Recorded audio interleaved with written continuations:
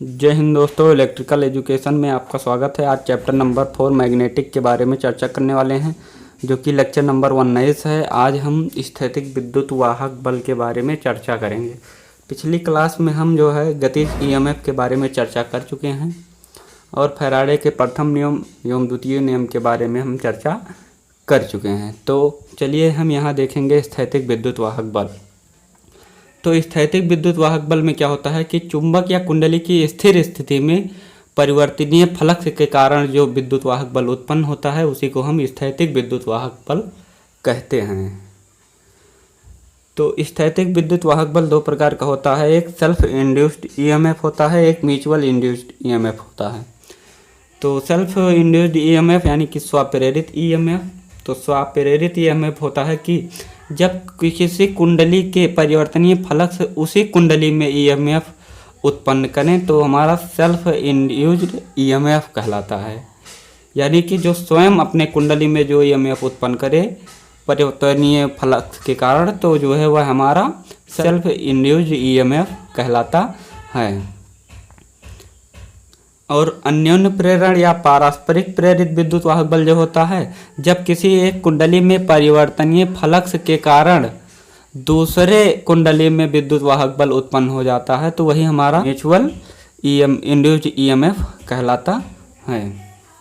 तो चलिए लिख लेते हैं कि जब किसी कुंडली के परिवर्तनीय फ्लक्स उसी कुंडली में ईएमएफ उत्पन्न करें तो सेल्फ इंड्यूस्ड ईएमएफ कहलाता है।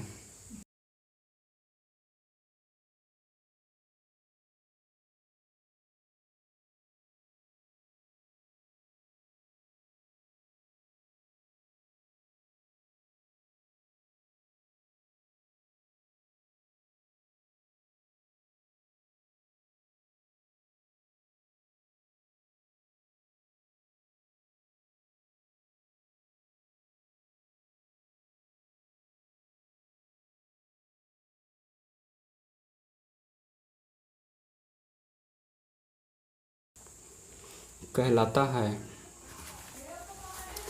बात करें पारस्परिक प्रेरित ईएमएफ, तो इसमें होता है कि जब किसी एक कुंडली में परिवर्तनीय फ्लक्स उत्पन्न होने से दूसरे कुंडली में विद्युत वाहक बल उत्पन्न हो जाता है, तो उसी जो है विद्युत वाहक बल को हम म्यूचुअल इंड्यूस्ड ईएमएफ कहते हैं।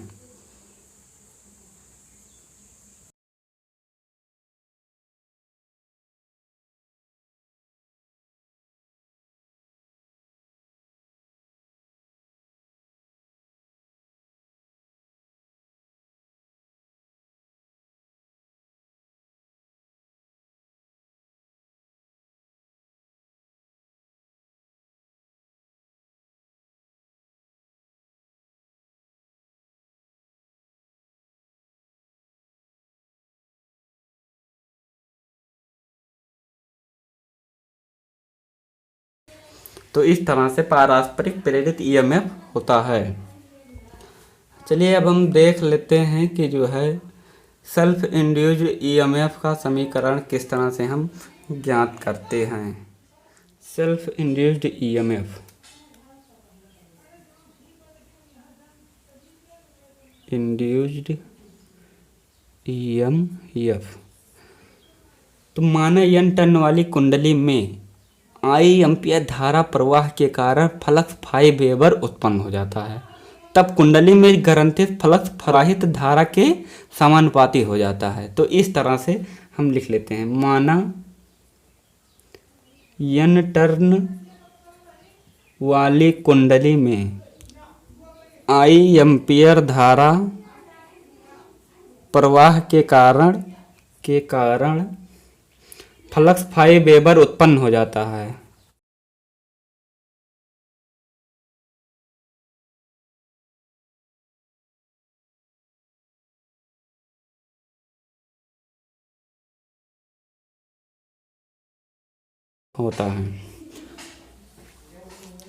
तब दोस्तों ये हमारा हो जाएगा n फाई समानुपाते I। तो इस तरह से हो जाएगा n फाई बराबर L I। L हमारा समानुपातिक स्थिरांक है, तो इस तरह से हमारा हो जाता है n फाई बराबर L I। यानी कि हम लिख सकते हैं जहाँ यल समानुपातिक स्थिरांक है।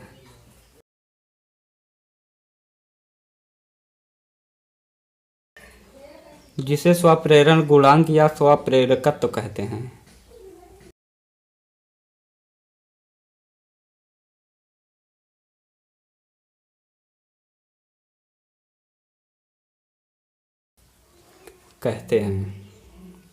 इसका मान कुंडली में प्रयुक्त क्रोड के पदार्थ पर निर्भर करता है। इसका मान कुंडली में प्रयुक्त क्रोड के पदार्थ पर निर्भर करता है।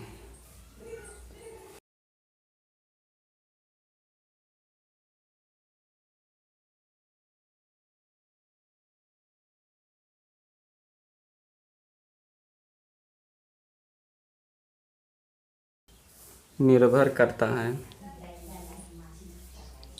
तो इस तरह से हमारा हो जाएगा d/dt, n फाई से गुणा करवा देंगे, n फाई बराबर d/dt L I, ये हमारा हो जाएगा इस तरह से।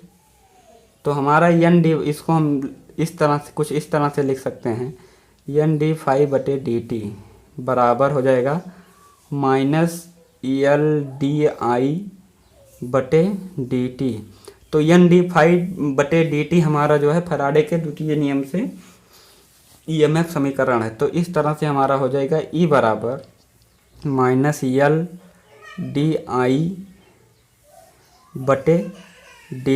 इस तरह से जो है हमारा समीकरण निकल जाता है। चलिए इसके बाद हम देख लेते हैं नेक्स्ट सेल्फ इंडक्टेंस के बारे में, यानी कि स्वप्रेरकत्व क्या होता है। Self inductance, स्वप्रेरकत्व।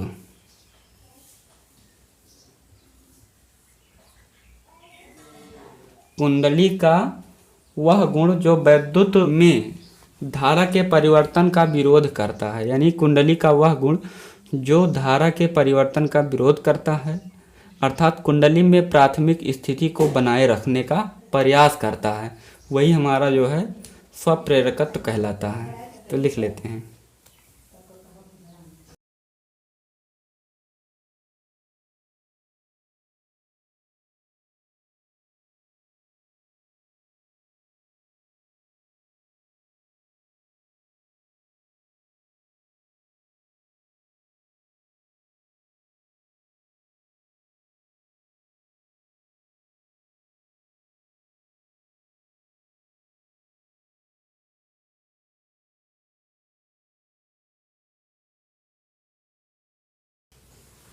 स्वप्रेरकत्व कहलाता है।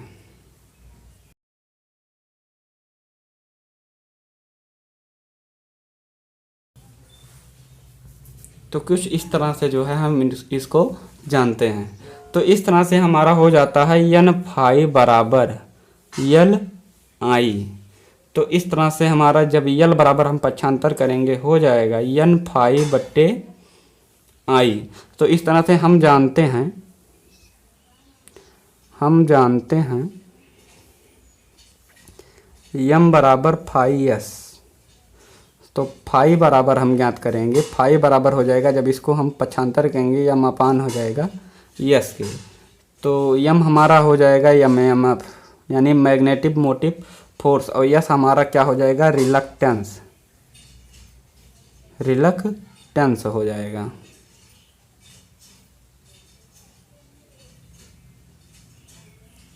रिलक्टेंस। तो इस तरह से हमारा यम बराबर होता है NI बराबर H L के, ये होता है। और यस बराबर हमारा होता है L upon mu A into capital A, यानी कि क्षेत्रफल, इस तरह से होता है। तब हम मान रख देंगे, फाई बराबर हो जाएगा यम का मान हमारा हो जाएगा NI अपान म्यू A, ये हमारा हो जाएगा L upon mu A L upon mu A और कैपिटल A। इस तरह से जब जो है भाग देंगे तो इस तरह से हो जाएगा NI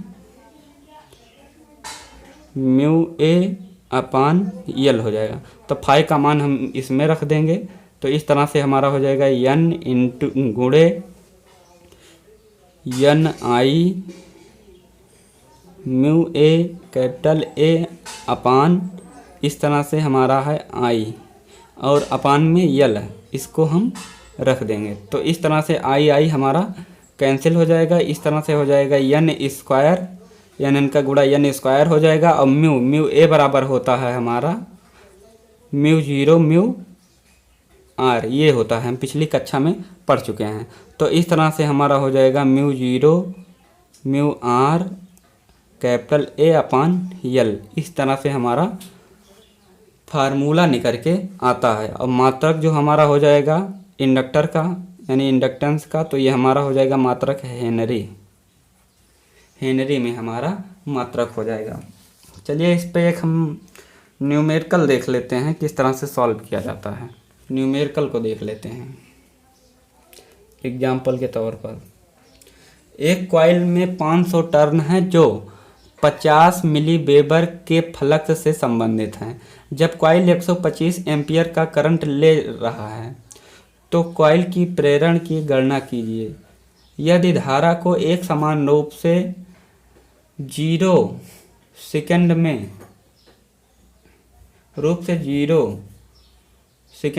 0 तक कम कर दे तो कॉइल का स्वप्रेरित ईएमएफ क्या होगा। तो इस तरह से हमारा सवाल है। 0.1 सेकेंड में, समान रूप से 0.1 सेकेंड में हमें 0 तक कम कर दे, उसकी धारा को 0 तक कम कर दिया जाए 0.1 सेकेंड में, तो जो है उसका कॉइल का प्रेरित ईएमएफ क्या है हमें ज्ञात करना है। तो चलिए हम प्रश्न को लिख लेते हैं। इस तरह से हमारा प्रश्न दिया गया है।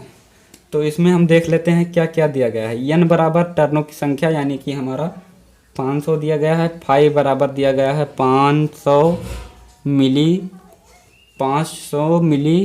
वेबर। तो इसको हम जब वेबर में कन्वर्ट करेंगे तो हो जाएगा इस तरह से 50 मिली वेबर दिया गया है।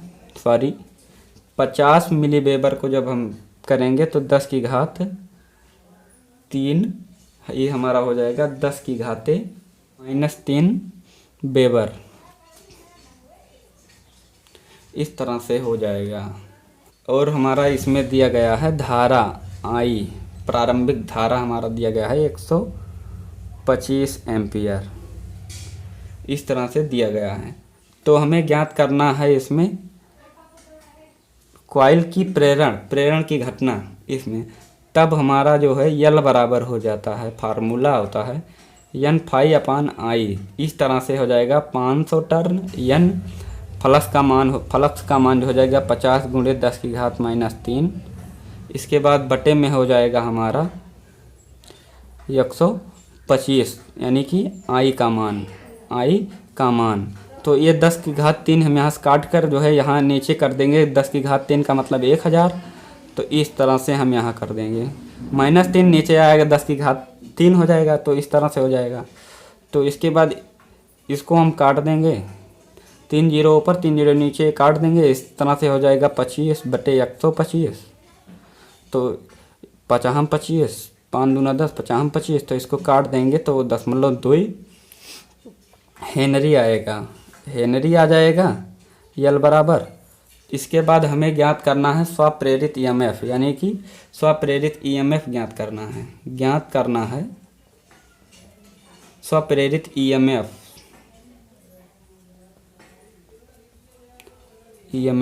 तो ई बराबर हो जाएगा -यल डी बटे डी टी।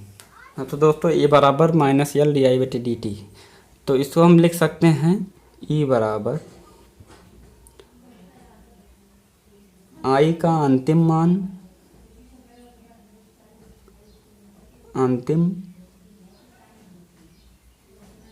मान माइनस आई का प्रारंभिक मान। इसके बाद पूरे का बटा हो जाएगा, ये हमारा -यल आगे है, पूरे का बटा हमारा हो जाएगा समय dt। तो इस तरह से हमारा प्रारंभिक मान है।